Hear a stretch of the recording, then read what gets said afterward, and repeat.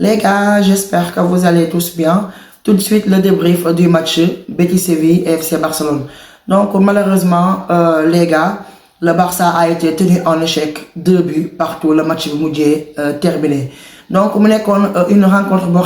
Barça a gagné à tout prix. Même si on joue mal, on devait gagner ce match pour tenir l'écart des 7 points d'avance sur le Real Madrid. Malheureusement, le Barça est à 5 points seulement sur le Real en attendant leur match ce soir contre Gérone. Donc les gars, demain nous directement avec ces compositions.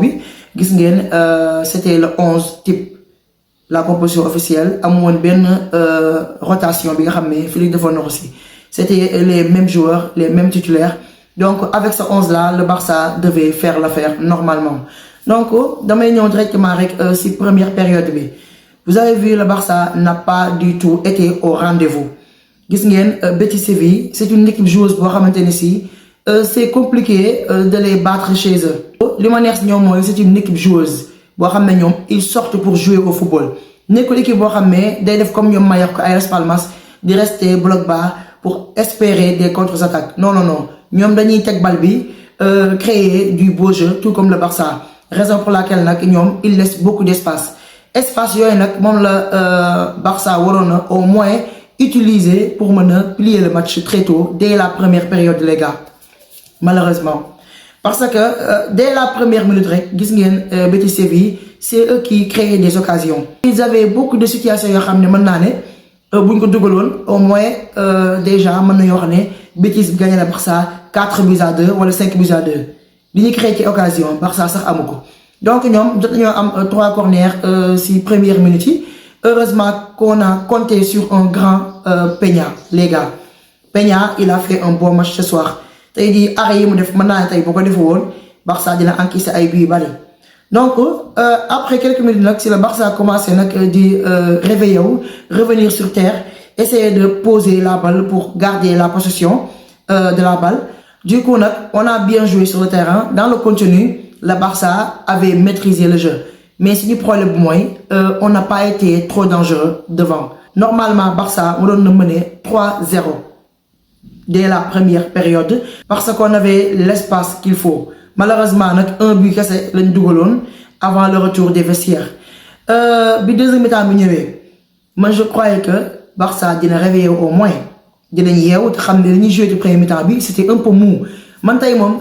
J'avais assisté à un Barça très timide. On a été trop timide devant. Barça tay di man nané joueur yi dañ wone ci les matchs précédents tay gisuma ko ci ñom. Même la Yamal en premier mi-temps, j'ai pas aimé du tout. Dani Olmo aussi, il a floppé tout le match. Donc les gars, si on y ici deuxième mi-temps, le Barça a été pire. Maintenant les Betis Séville, ils ont été meilleurs que nous. Maintenant les Betis Séville, ils ont été meilleurs que nous à la seconde période. Ñu waxante deug. Barça, ils étaient complètement perdus. Amateur de maîtrise ce match bi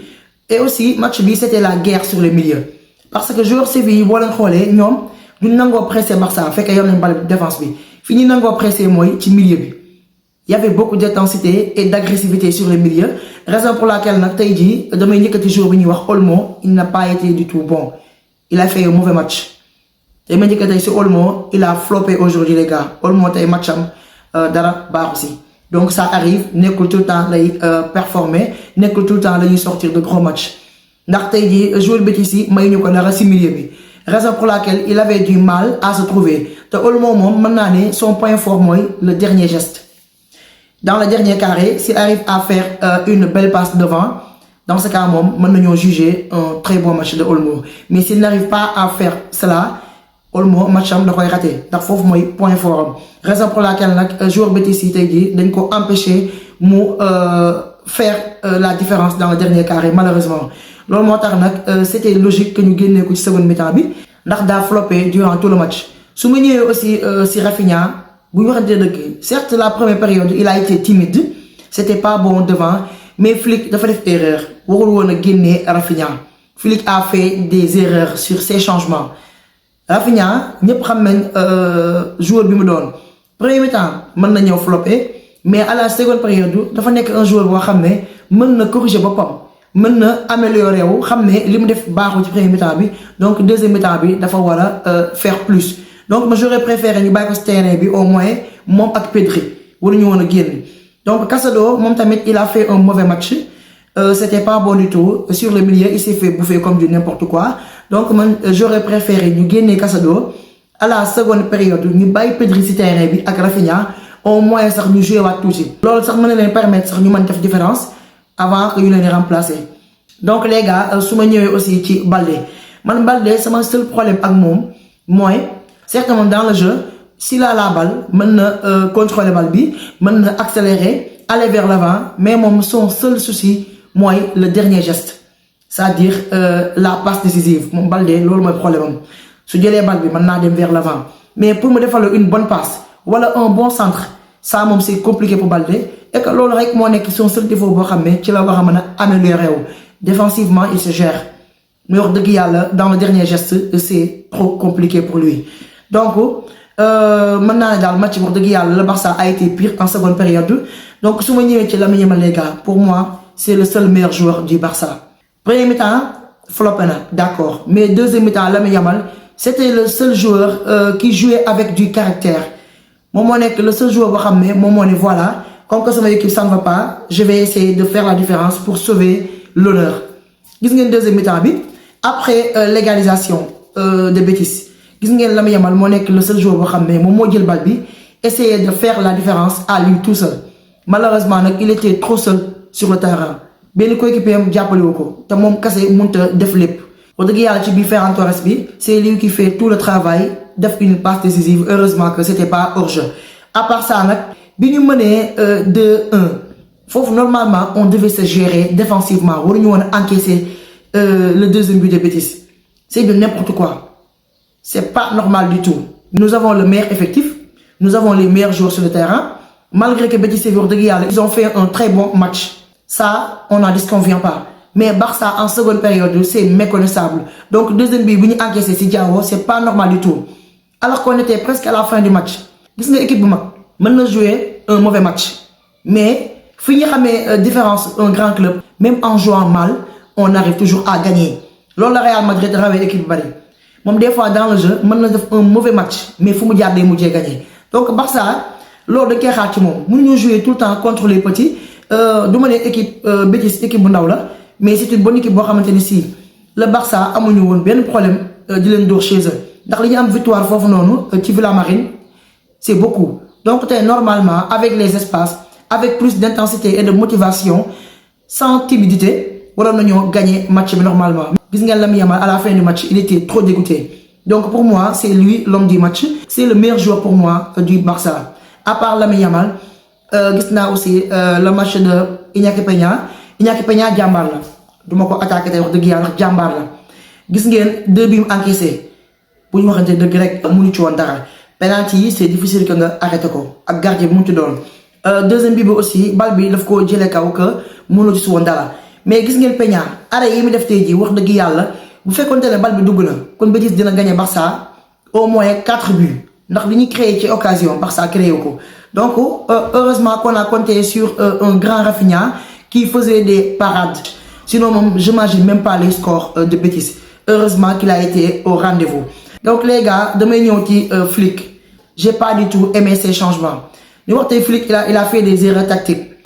nga génnee Lewandowski génnee Rafinha mi nga xam ne waru woon a teel a génn nga Rafinha à tout moment mën na améliorer wu ci match bi mën na yoo defal un bon match à la seconde période nga dem génnee Pedri alors que Caicedo moo woon a génn Caicedo mën naa ne moo gën a flopé Pedri moom nga woon a génnee dugal Gavi Pedri nga bàyyi ko sur le terrain parce qu'on a besoin de lui sur les récupérations sur le contrôle orienté gis ngeen densité bi nga xam ne milieu ba amoon na ko donc ci changement yi j'ai pas aimé la rentrée de Gavi c'était compliqué pour lui d'ailleurs sax le but d'égalisation de Betis ci Gavi la jóge erreur de passe malheureusement nag ci la Diao dugalee but bi j'ai pas encore aimé du tout aussi la rentrée de Frenkie les gars man Frenkie laa mënta comprendre moom léegi bu duggee sur le terrain soit il est nonchalant du jéem dara soit bu fekkente ne gis nañ ko mu def effort il fait trop de fautes Frenkie erreur bi mu def si Roque les gars ni waxante dëgg c'était pas normal du tout c'était évitable man je me rappelle même erreur bi la Araujo defoon si Barcola suñu Ligue des Champions contre PSG au match retour vous vous rappelez bien genre erreur yi amoo droit di ko def ci adversaire soo ko defee rek directement c'est penalty. Franck en tant que joueur expérimenté yàgg football il pouvait éviter ça mais comme que li ñu hors-jeu bi moom gis ngeen ne malheureusement équipe bi léegi commencé nañ koo nàmd ci Barça ba léegi ils savent que mën nañoo ginnaaw Barça faire des appels devant avec tout l'espace qu'il faut pour mën a faire la différence. Donc Franck daal jàpp leen ne il a commis l'irréparable faute bi amoon droit di ko def en tant que joueur expérimenté parce que Araujo war nañoo yey mënoon na bàyyi Roque dem faire ça face à face avec Peña pourquoi pas sax mën naa am Roque mën na am une certaine maladresse raté bal bi mais nga def yenn erreur yi sur penalty nga may ko li mu bëgg c'est pas normal du tout ndax genre erreur yi Barça li mu koy def bari na saison bi contre Monaco gis ngeen Eric Garcia defoon na erreur mel ni ba ñu rouge ko Araujo defoon na ko la saison dernière si Barcola gis ngeen Casado aussi def na genre erreur mel ni contre Celta de Vigo mu obtenir un rouge donc ça commence à faire beaucoup ci joueurs yi nga xam ne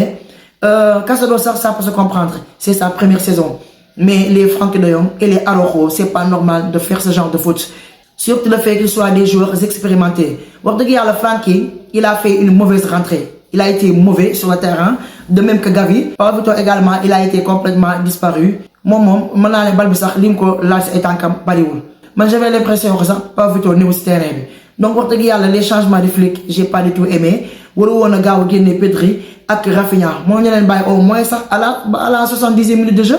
mais wax dëgg yàlla le Barça avait de quoi gagner ce match normalement léegi li ma si metti mooy on a encore relancé la Liga le Real Madrid va jouer d'ici 20h inchallah contre Gérone à l'extérieur te Gérone nekk na équipe boo xam ne ils sont prenables certes le Real ce soir ils joueront sans Vinicius sans Rodrigo qui vient de se blesser d'après les informations mais man Barça laa mënut a comprendre tey mën na la defal un très bon match prochain match mu ñëw mu sorti la un match nul heureusement que ce n'est qu'un match nul sinon bu nekkoon défaite moom du baax parce que instant yi ñi ngi préparé suñu prochain match Ligue des Champions contre Dortmund mu nar a nekk un match compliqué à l'extérieur on connaît l'ambiance des supporters de Dortmund on connaît aussi les joueurs voilà chez eux ils sont capables de nous faire du mal donc les gars wax leen ma dans les commentaires qui a été le pire joueur sur le terrain qui sont vos flops mais selon moi le seul meilleur joueur du Barça surtout sur la seconde période c'est Lamine Yamal les gars moom moo joué avec caractère